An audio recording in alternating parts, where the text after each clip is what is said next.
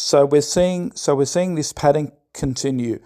Every time things get tough in the West, living standards, housing prices, affordability, it's always blame China, China, China, China. We've seen this with Donald Trump, blame China, China, China, right? And it's happening with the Australian people. Whenever something happens, it's China, China, China. But what they don't tell you, it's Israel, Israel, Israel, Israel. So let's discuss that. The elephant in the room, how Western policies export wealth while blaming everyone else. For decades, Western governments have deflected public anger onto migrants, foreign buyers, and other convenient targets, all while funneling billions overseas and protecting strategic interests abroad. From Libya to Egypt, Iraq to Iran, the pattern is clear. Resist the system and your country and your resources get taken over. Meanwhile, at home, services crumble and wages stagnant, but no one is allowed to question the foreign influence that drives it all. Here's the reality they don't want you to see.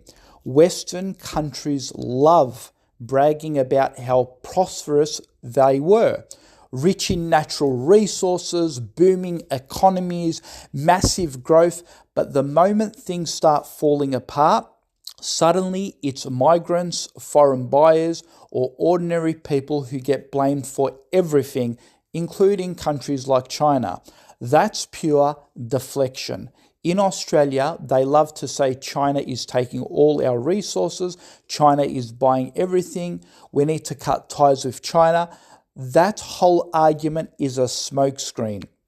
Governments are the ones approving the deals, letting corporations ship resources overseas, then turning around and blaming foreign countries instead of the policies and political decisions that made it happen.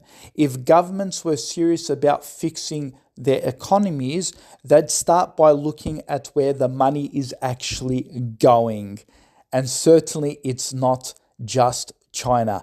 Billions in foreign aid, weapons, and political protection get funneled overseas, especially to Israel.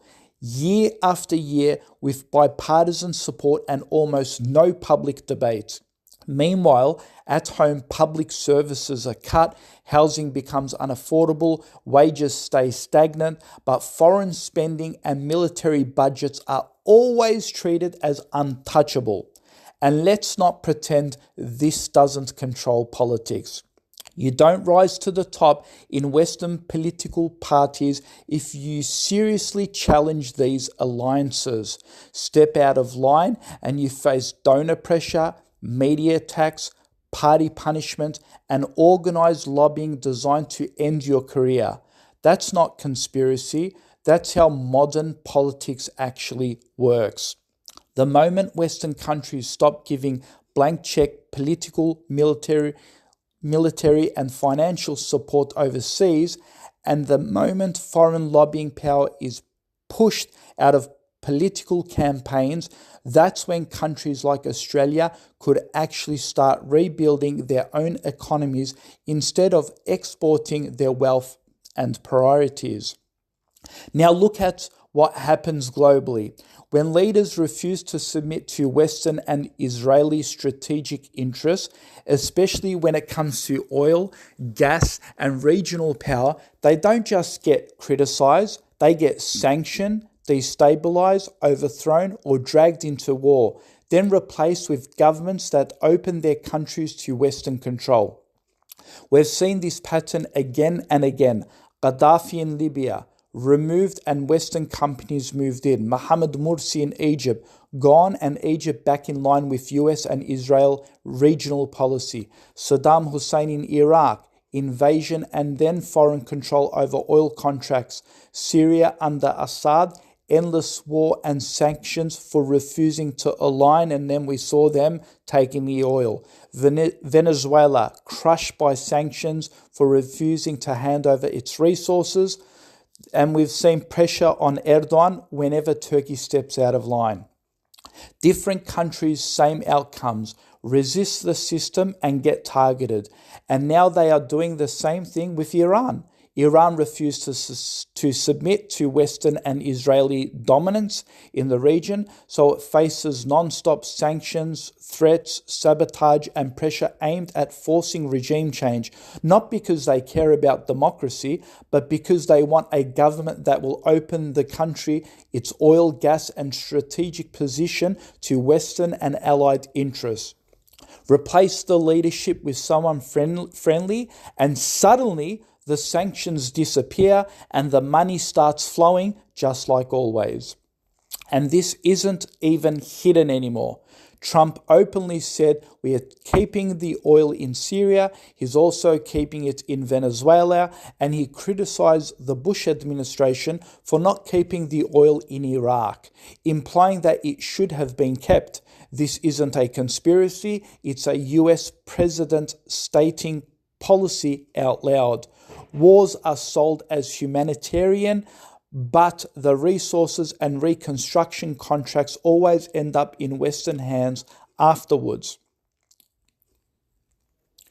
And when people try to speak about any of this, they get shut down with labels like anti-Semitism. Even ads and public messaging push the idea that if you criticize these policies, you'll be called anti-Semitic. That is used to silence debate and protect foreign policy decisions from scrutiny. Instead of answering the criticism, they attack the person raising it, so the system never gets exposed. Have you even wondered that whenever a politician gets elected in US policy, in US governments, the first thing they come out and say, they stand with Israel. They support Israel. Do you think that this is just a coincidence? Of course not. Almost every single president aligned itself with Israel and made sure they swear allegiance to Israel whenever they get elected. And it's not something hidden. The US says it spends billions of dollars, billions, millions and millions of dollars annually on Israel. So this isn't a conspiracy or a surprise. Meanwhile, back home, governments tell people to fight each other over immigration, culture wars, and identity, while nobody is allowed to seriously question foreign policy, military spending, or lobbying power. Keep the public divided, blame China, blame migrants, blame anyone, as long as nobody looks at where the money and influence are really going.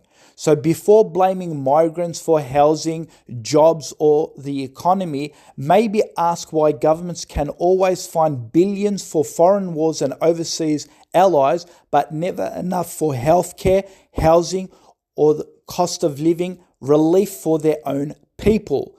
That's the real elephant in the room, and they would rather cancel you than admit it.